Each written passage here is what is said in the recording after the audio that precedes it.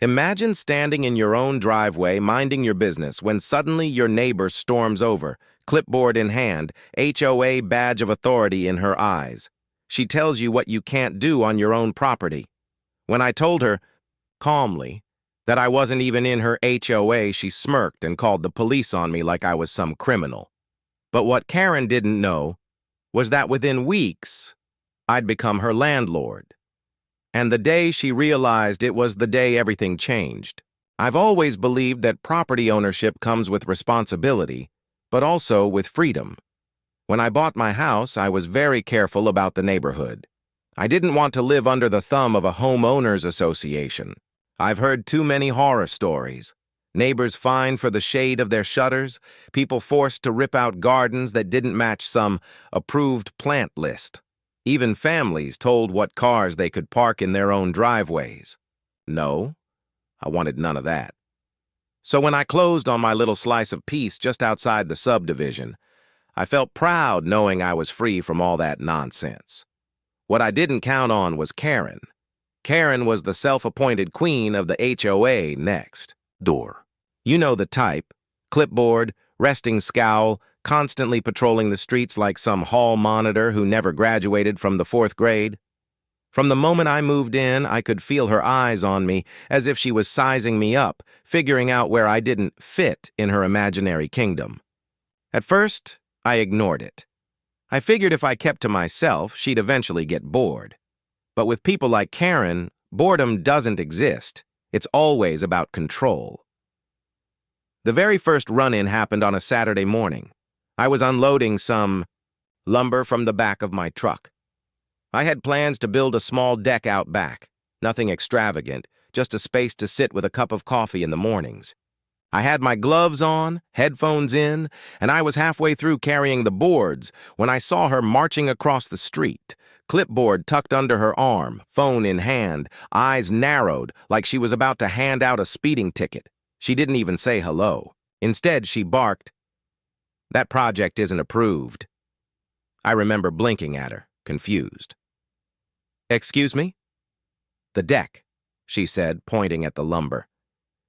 "You can't just build things without submitting forms to the HOA Architectural Committee." I laughed, thinking she was joking. "Ma'am, I'm not in your HOA. My property line ends before your subdivision even starts." Her face tightened, like I'd just insulted her personally. "Every property in this area must adhere to HOA guidelines. It's for the community standard." I set the board down slowly, pulled out one of my earbuds, and said calmly, "Karen, I'm not in your HOA. Check the county records if you don't believe me." That was the first time I said those words to her. "I'm not in your HOA." I thought it would settle things. But judging by the way her nostrils flared, I might as well have challenged her crown. She mumbled something about rules and stormed off, scribbling furiously on her clipboard. That night, I told myself it was nothing, a misunderstanding, but it didn't stop there. The following week, I caught her standing at the edge of my driveway, snapping pictures of my truck. When I walked out, she announced that work vehicles weren't allowed to be parked overnight in the neighborhood. Again, I reminded her, I wasn't part of her HOA. She just glared like she couldn't comprehend a world where her authority didn't reach. Things escalated quickly after that. She started sending letters, handwritten, left in my mailbox, full of threats about fines, violations, and pending legal action. None of them meant anything, of course, but it was harassment all the same. I saved every single one in a folder, knowing they might come in handy one day. And then came the day she finally snapped. It was late afternoon, and I was pressure washing the driveway. Music playing, hose spraying, sun shining.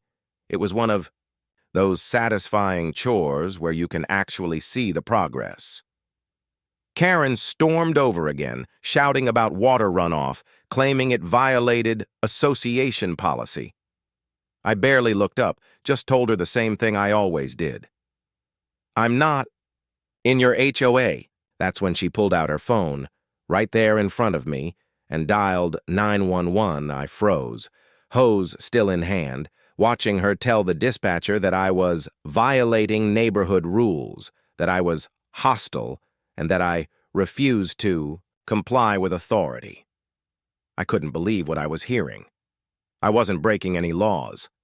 I wasn't even part of her association. But Karen was so desperate to flex her power, she was willing to drag the police into it. As I stood there, listening to her escalate her story, I felt a strange mix of anger and amusement. Anger because she was wasting everyone's time, but amusement because I knew the truth would eventually catch up to her. What I didn't know yet, what even Karen couldn't have predicted, was that life was about to hand me a twist of fate, so perfect it would turn the tables completely. Because while Karen thought she was tightening her grip on me, the reality was that soon, very soon, I would hold the deed to her front door. The moment Karen pulled out her phone and actually dialed 911, I remember setting the pressure washer wand down and just staring at her. It was surreal, like watching a kid pull the fire alarm in school just to see what would happen. Except this wasn't a prank. She was dead serious. Her voice was sharp, clipped, and dripping with self-importance. "Yes, hello, I need an officer dispatched immediately. There's a homeowner here who refuses to comply with neighborhood rules. He's been aggressive, he's using prohibited equipment, and he's creating a safety hazard." I couldn't help it. I actually laughed out loud. Not a chuckle, not a smirk, an honest belly laugh. The absurdity of it all was too much. I wasn't breaking any laws, I wasn't threatening anyone, I was just cleaning my driveway. And yet, here she was reporting me as though I were some criminal mastermind running a car wash cartel in my front yard. When she hung up, she turned to me with this smug little smile, like she'd finally found the ultimate weapon. "You'll learn," she said, crossing her arms. "Everyone answers to the HOA." I wiped the sweat from my forehead and shook my head. "Karen, you're wasting their time. You're wasting mine. And you're making a fool of yourself. But if you know anything about people like her, you know logic doesn't work." For Karen, this wasn't about right or wrong. It wasn't even about the HOA anymore. It was about control. And the fact that I wasn't bending to her will drove her insane. 15 minutes later, a patrol car rolled slowly down the street.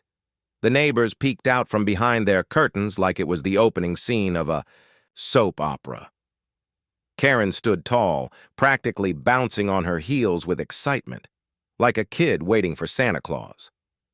The officer stepped out, mid-40s, calm demeanor, clearly already tired of whatever call he'd just been pulled from. He looked at me, looked at Karen, then at the hose lying across the driveway. "What seems to be the problem?" he asked flatly.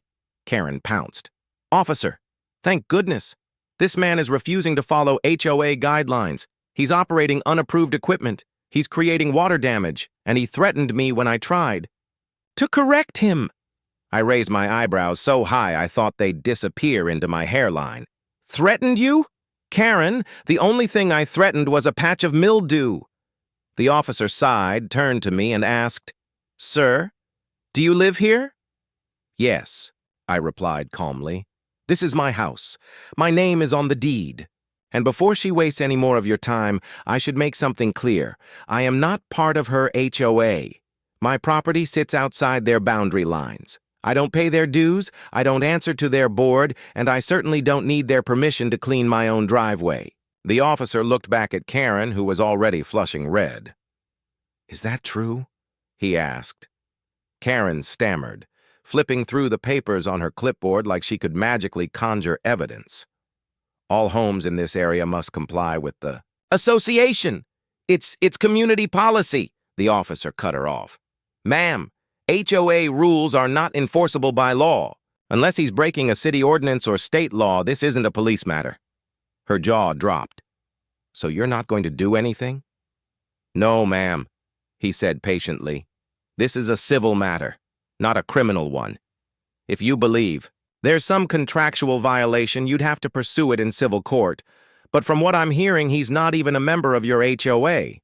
Which means you don't have jurisdiction here." That word, jurisdiction, hit her like a slap. She turned back to me, eyes blazing, and hissed, You think you're clever. You think you can get away with this, but I promise you I'll find a way. The officer gave me a look that said, I deal with this kind of nonsense more than you'd believe. He handed me his card, told me to call if she harassed me further, and drove off. You'd think that would have been the end of it. A rational person would have been embarrassed, maybe even humbled. But Karen wasn't rational. To her, this wasn't a defeat. It was a declaration of war. Over the next few weeks, the harassment doubled.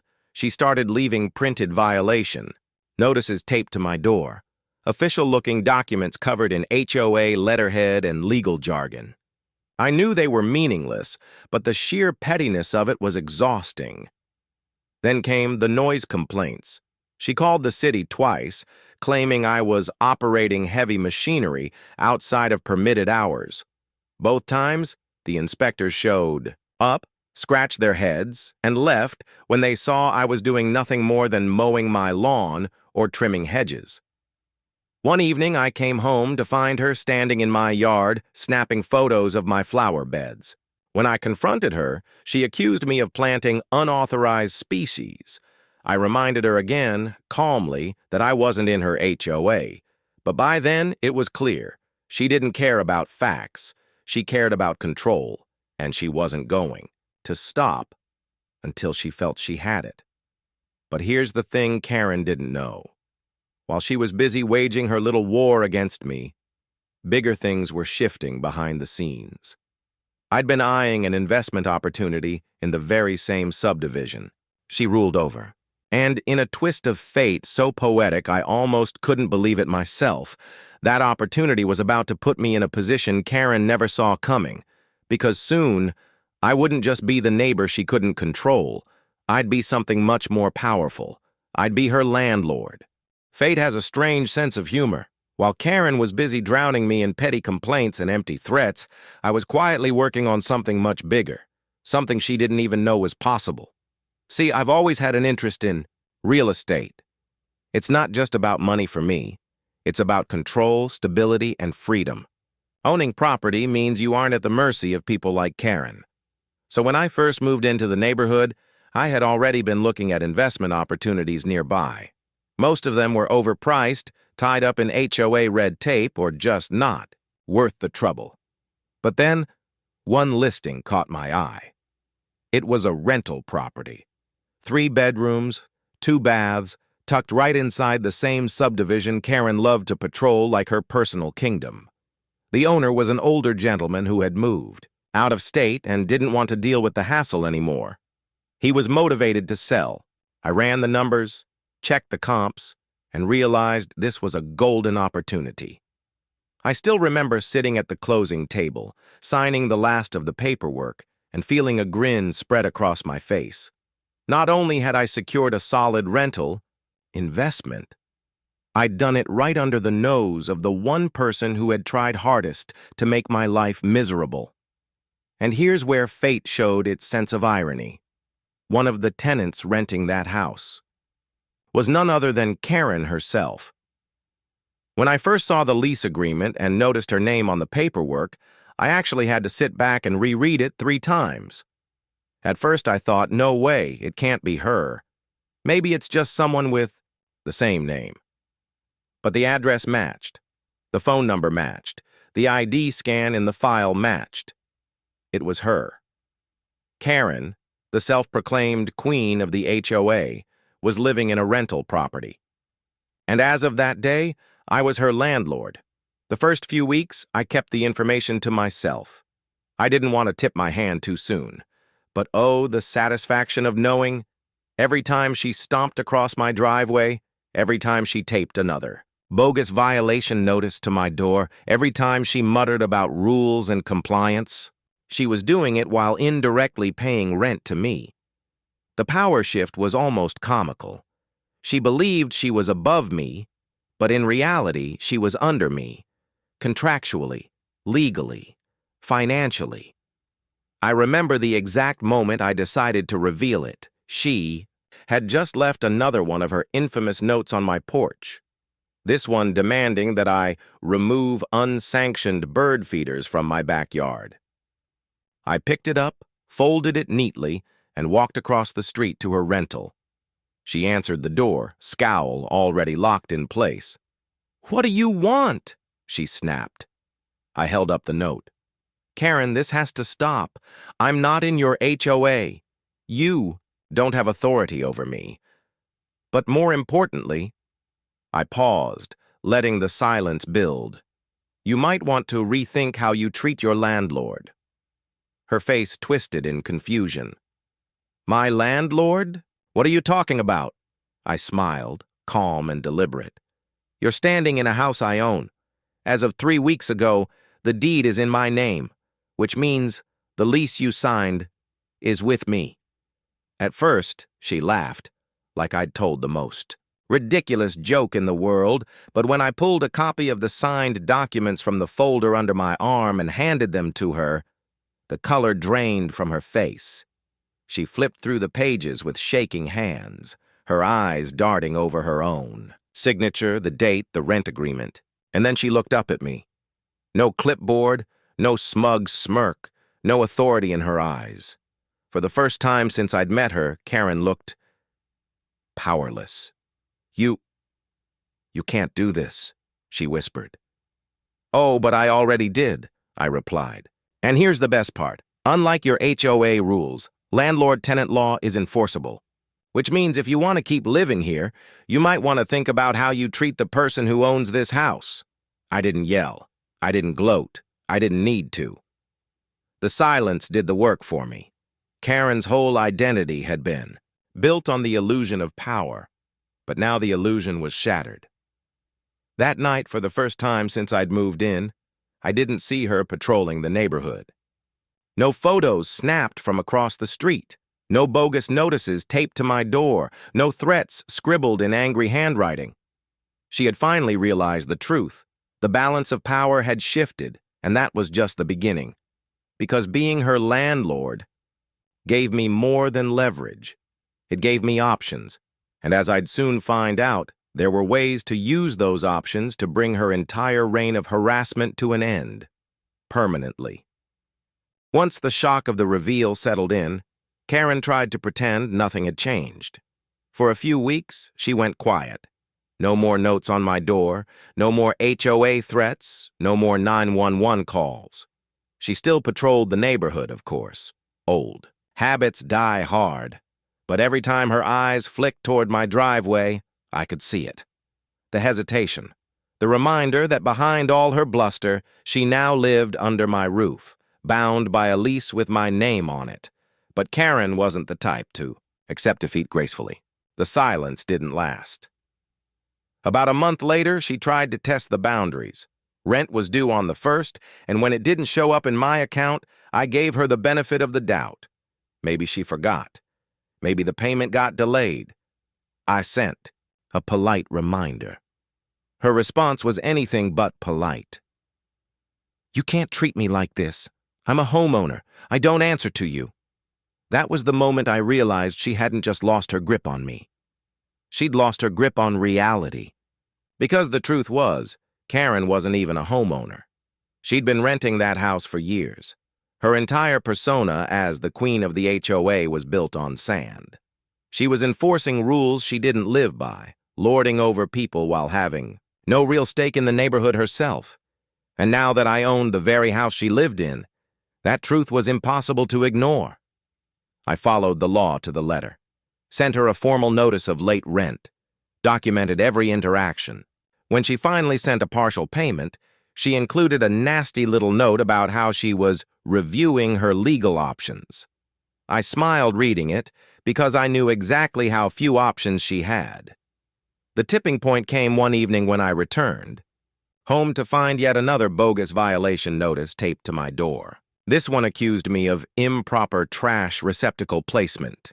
It was laughable, but it was also the last straw. She couldn't help herself. Even when she was contractually obligated to me, even when she knew I held all the cards, Karen couldn't. Stop trying to exert control. So I made a decision. The next morning, I filed the paperwork. A formal notice of non-renewal of her lease. 90 days to vacate. No wiggle room, no negotiation. just the clean, legal end to a toxic reign. When I delivered the letter in person, she tried to put on a brave face. She ranted about retaliation, about how the HOA would protect her, about how I'd regret this. But her voice shook and her hands trembled, and I could see in her eyes that she already knew the truth. She'd finally picked a fight she couldn't win. Neighbors noticed the change. Karen's patrols grew less frequent. Her clipboard disappeared. The angry emails and letters slowed to a trickle. Word spread quietly that she was moving out. Some people were shocked. Others, more than a few, admitted they felt relief, and when moving day finally came, I stood at my window and watched as the self-proclaimed queen of the HOA loaded the last of her boxes into a rented truck. No clipboard, no smug smile, just silence.